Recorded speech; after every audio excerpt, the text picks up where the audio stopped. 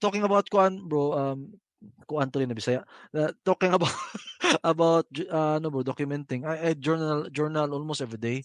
So Tama, sinusulat same ko lang. sa lalo na pagka may painful or joyful experience. Dati kasi Tama, ano lang, painful lang, ngayon joyful, the painful meron akong sinusulat, tama. at least I can look back. Ang dami ko na dito sa library ko, sa ano ko, sa bookstand ko na yung mga dati kong journal. Meron pa dun mga grabe na emotional, binalikan ko yung nagkaproblema ako sa pera, iba talaga pagka yung nagkaproblema tayo sa pandemic, yun binabasa ko. Tinitignan ko, ito palang feeling ko, grabe pala noon. Tapos inaaway ko pa ang Panginoon, bini-blame mo si Lord, di ko Oo, but gano'n talaga, because of that, nasabi ko, nalampasan ko nga 'to, pandemic pa. ah, tama, So it tama. it helps you. So Builds iba din confidence siguro din, eh, 'no? Oo. iba din siguro bro pagka ma-document mo tapos i-share mo sa public.